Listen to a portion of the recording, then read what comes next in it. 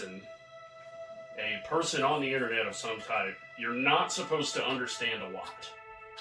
That's why you're on there. Like you go on there and be like, I don't understand this. You go on a Google search and then you like how-to videos. Yeah, there's a whole plethora of content based on the concept of not understanding. You know, how-to instruction websites, videos. Just how neat it is when other people don't get a reference. Forums. Yeah. Are you talking about like making a reference that internet forums? Stuff that's not mainstream. Yeah. So then the mainstream person can say, so I don't get that reference. Yeah, like, that's the thing is, I mean, I don't even understand why I own this shirt. Vangelis? Somebody help, like, yeah, because I bought it because, not because I don't understand, but because I know the name. So, like, now I don't understand about the shirt that says you don't understand about Vangelis. Yeah. Like, so... Yeah, there's different... There's a ping-pong effect of... Is that why you get on the internet? Is to find out about things that you don't understand? You get a little bit of both. A little bit of... It's give and take. Yeah, but, yeah, so... The Vangelis. The Vangelis man... Is what we're doing? Yes, we're not talking about not understanding. So, the Vangelis man, Greek musician, starting in the late 60s. Oh yeah, you wonder what the actual pronunciation is. Yes, yeah, or European in general. Whether or not you call him... It's a lot. It could be... Vangelis? How do you... Like, I of course... You know they don't say Vangelis. A cultured American, I would say Vangeli, like, kind of like... However you want to flourish or be authentic on the end. Yeah. Vangeli. How do you... It probably differs based on what region of Europe you're from. Vangelis, Vangeli. Yeah. I think... I always called him Vangelis, even though I still don't know his stuff. So we know of him. I'm doing complete novice again on this video. But I know his name, and the only thing I know him aside from Blade Runner, only music I ever heard of his so far, is the fact that he did stuff with one of my favorite singers, John Anderson. Yeah, from Yes. The Blade Runner soundtrack is his own personal Dark Side of the Moon. Like, everybody knows that. But yeah, he goes back a ways. I had meant to listen to his first stuff, but didn't get around to. What would his first solo album be? 70, 69? I think it's 1970, I think is when his first solo album is. Did he start, was he another guy that worked with Robert Moog? No, I don't think so. There was no working with, he just played on. He used the oscillators? Yeah. Oh, he did use them pretty far back? Yeah, he used them way far back, yeah. He counts as basically pioneering New Age in the early 70s. Yes, I guess that's what he counts as. Another one of our New Age guys. He'll be a New Age guy, yeah. But I don't think he was ever in any other bands. There was no band credited to his name, if I remember right. Yeah, he wasn't in like Weather Report or something, was he? It was just Vangelis. Yeah. So I don't remember what else, if anything, he was in. But yeah, just a bunch of solo albums. Yeah, man, we're losing a lot of New Age keyboard. Yes, man, guys. That's why we're doing this video, is because in memory of, since he died 2 or 3 months ago, I think, fairly recently. So at least we're jumping the shark on this one. But yeah, so you can basically categorize his music changing a lot every 10 years. Like, I would call the 70s stuff, I guess, would it be just original Vangelis, the stuff that he named? Classic era. First run. Yeah. Where you have your albums such as, like, they have cool names too. They got Albedo 0.19. That's the name of of a track on an album. There's Was there something called Wednesday's Child? Aphrodite's Child? Or am I thinking of something else? There was Aphrodite's Child. What he did basically was in the 70s, he would picture a Greek, like a classical Greek fantasy or that type of thing. Did do some Homerian and he would subject matter in addition to just calling it Odyssey. It talks about Greek mythology. Good for him. And he would not only would he make the lyrics relating to that, but also he would like picture in his mind like how the events of the story would go out and then try to transcribe it into electronics. So that's good. It's a little bit better than a lot of others because a lot of new age people will just straight up say, "Yeah, I play trippy synthesizers on cool stuff." But what counts as my first exposure to Vangelis during this time period actually was when I heard the stuff on Cosmos, the Carl Sagan run from the 80s. They used him in the show? Yeah. Nice. So they used a lot of his early stuff as like background music. I guess the question for me would be, does he do more keyboard stuff than like a Klaus Schulze? It's new agey, but there's more wizardry? Yes. It's not just tones in the background, the same thing. No, there's 2 and 3 minutes at a time. There's good melodies. There's great harmonies. It's not just like a noise generator with more like songs, a few blips as and opposed to cool background. And like he'll change style too. Like every once in a while, for literally one song on an album, the song that I'm mainly talking about is called Spiral, where it'll be from this dramatic new age synthesizer pounding on the keyboard to like a groove, like you would snap your fingers along. Oh, you get like an abrupt change in tone? Not even every album during the 70s, but like a feel. You get a completely different. He'll switch it up. Emotional feel. It's kind of like a jive, like a rock, stylistic. Yeah. Juke. Nice. And then he'll go back again to what he's known for after that, of course. But yeah, so that would be about the end of the 70s era. There's a lot of. He used a lot, like, there was no, like, drum machines in the 70s. No prominent, so he would have to have, like a exotic drum section. Well, that's just another question of mine. He does have, a lot of his tracks do use drums? It's half and half, really. Like, yeah, I was going to say, I can see none at all. You can't, he never does, like, the 4 beat or, like, any type of rock, but there are a time or two whenever he'd use a dramatic fill or have a really slow, a really slow beat going on. So analog drums are used half the time? And that basically counts as the only analog instrument that he ever used until an era later, or 2 eras later. But, yes, the 80s Vangelis is, whenever, in response to the Blade Runner soundtrack being wildly successful, you had to have everything sound big. Sure. It's like the Hans Zimmer effect, but before Hans Zimmer, where like... Well, we would follow the... Yeah.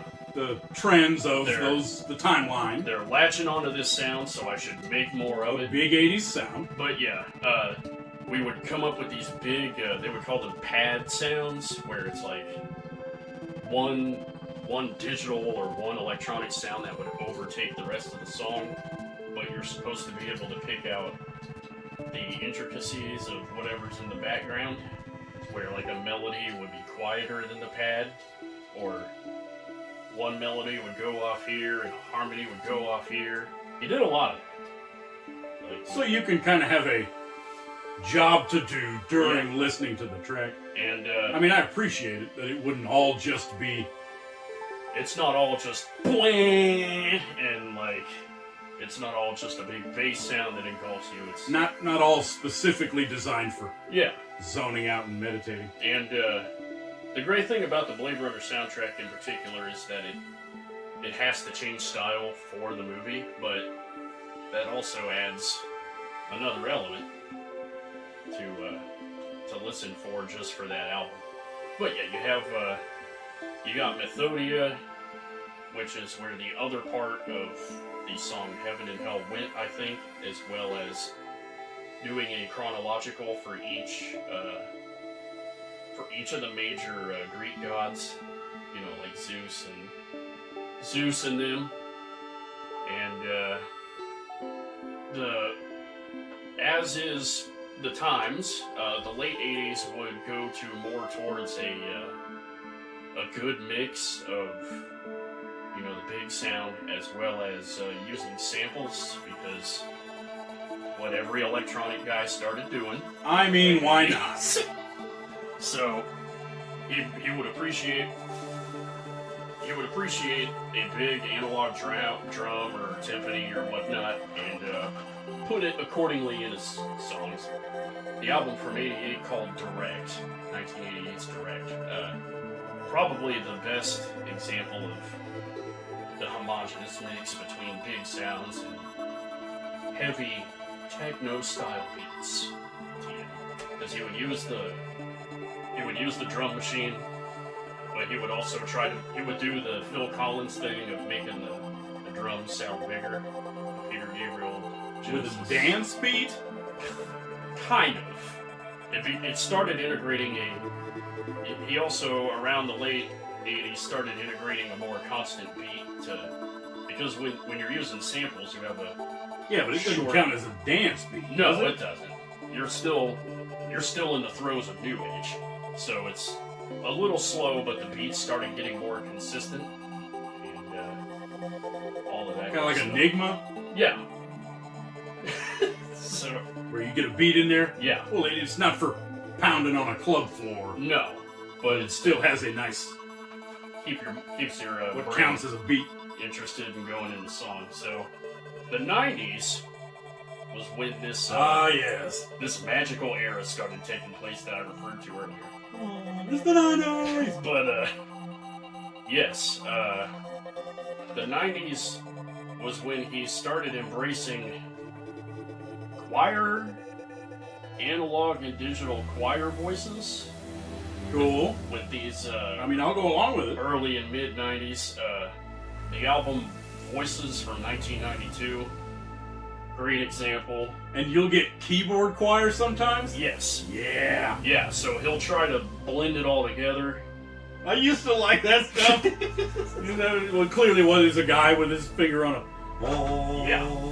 And he's the hero for trying to blend it, having an actual choir and a digital choir. Oh, he would have two at the same time sometimes? Try to have it all going on and at the same time. Yes. All right. And to me, it sounded kind of off. Ambitious. Oh, we'll call it bold. Yeah. I'm not gonna be like, wow, you really shouldn't have done that, because we'll call it gutsy. That's the mark of a great musician, is to just keep experimenting. Yeah, we're pushing the boat out on that. But yeah, and the soundtrack to the soundtrack to 1492, the Ridley Scott movie. Oh, huh. The other Ridley Scott movie was made during that time too, and it has more of a natural, organic sound when he started embracing this. So the theme is great, a soundtrack that does really well. He starts doing these things that made it for the time period. And plus, that's awesome that Ridley Scott called it. Man, get me Vangelis again. Let's do it again. Yeah. So, I think the 2000s represents kind of like a break time for him. Usually he'll churn out an album every couple of years, not even one per year. It would be like one every couple. But he didn't really do a lot during the 2000s. Well, at that point, you don't need something once every year. You've already established that you're a great musician, so I could, you can just be like, I only want to be called for soundtracks. If he's already done like more than 5 good solo albums, then it doesn't matter. But he came back. He had a nice 10 to 15 year thing where he just did live shows, and then he came back for 2016 with that album called Rosetta. Okay. Which is supposed to sonically evoke the same emotions as the Rosetta Stone, as well as Voyager, because it has that disc that we're supposed to communicate with the aliens on Voyager. We got a theme of high communication between a species that can somehow get a gold album and in space. Yes. Yeah. Remember your little diagram, or is that something else? That's not part of Voyager, is it? Voyager, which one is the one with the gold album I think. But where it's got the little you'd have your naked husband and wife, and the guy's going. what galaxy we're supposed to be in relation to all the other ones. But so a theme of communicating Rosetta Stone or just Rosetta? The album name is just Rosetta, but that's 2016. The cool thing about Rosetta is that it sounds like a 1970s Vangelis album. Oh, good. Except mastered with today's software and mastering practices. You get all the hits. But yeah, to me that's like my second or third favorite album. Behind Spiral and Dadgummit, let me ask another thing. Did he wear a large robe? Yes, all the time. At least in the 70s all the time? Did he keep wearing a big robe? I keep thinking of he wore a robe. Like somebody that looks like the Maharishi. For some reason, did he have a long hair and a beard and a robe, or am I just thinking? No, am I just like plugging that in as a? He had long hair as an assumption for what it would. But I don't. I'm thinking about John Anderson and who would be standing next to him playing a keyboard in the 70s. I just think of like a Christ, I think hair and beard in a big white robe. Yeah, I think he had long hair, but I don't think he had He didn't do it all the time. I don't think he had a big beard. He didn't keep doing it into 2016. No. Like his styles basically changed with the time. Would you get a J shorts? But and then there was no other album. Yeah, what else during released the recent years until his final thing? Yeah, his final thing called Juno to Jupiter. It's supposed to celebrate the awesomeness of the Juno spacecraft going to Jupiter. And you still have names of Greco-Roman deities. Yes. Nice. Yeah, and I would put that album high up, but Juno to Jupiter represents a comprehensive picture of everything that he did. Because you got female choirs, you got digital choirs. Oh, he harkens back to some of the things from previous? Yeah, you got the big... In your decades? The big synthesizer sound from the 80s. Well, good for him. You got the grooves of the 70s, all culminated into this. And then I think he died in August? July or August? Recently? Yeah. I feel like it might have been June or July. But he kept cranking them out until the very end. So that's good. Again, if so many of these guys are gonna move on, at least we got a couple that released an album just right at the end of it. Yeah. Well, how often does someone else sing? I guess that's my only other major question on very Vangelis often. And his albums. When you don't have choir vocals, he'll have. How often does someone sing? Are there lyrics? Yeah, there's a few songs with lyrics. When you do an album with John Anderson, is there no vocals? There's definitely vocals. Yeah, but aside from choirs, who sings? There's John Anderson. No, I'm saying overall. Oh. Did it change at some point when he started using choirs and then didn't have people sing? Like when there are choirs, are there other people singing in lyrics? Like lyrics? On that album? Yes and no. Or was that one of our decade changes? Usually no, but there are a few songs with so for the most part, sets of lyrics. And then before he did the choir, Right. There was none. He would do stuff like with John Anderson where someone sings. Yeah. Which, some of those John Anderson and I think they call it John and Vangelis on the album cover. I remember that was the name of one of them. But so sometimes no one sings. Yeah. But then before he had the choirs where nobody else sings, John would have people sing? Yeah. And it was mainly just John. That's the other thing. Okay. So he didn't guest or he didn't collaborate with a lot of other singers? No. No, he didn't. Yeah, I'll just have to look at what is. So I'm delinquent again on even knowing what the heck it is. Yeah. So but yeah, again, probably I'll go ahead and say my favorite New Age artist. Because you get the variety of not only the time periods, but also the musical knowledge, not having to relying on just pushing a button. Actually, the V-Man? Of the Vangelis. The V-Man? Yeah. He can belt out a tune without relying on automation and sequencing and all the fun new technology of the 90s, the 80s and 90s. So I would definitely give him pioneer credit. Yeah. Along with the likes of Klaus Schulze and them. Yeah. If his run of solo albums starts before 1972 or something. Yeah. Because you can't have that many godfathers of New Age. No. Yeah, right up there with I guess Terry Riley and Klaus. Whoever you want to throw in there from the late 60s. So, early 70s. Okay, well, like I say, I had meant to. Yeah. I just didn't get around to it in our time.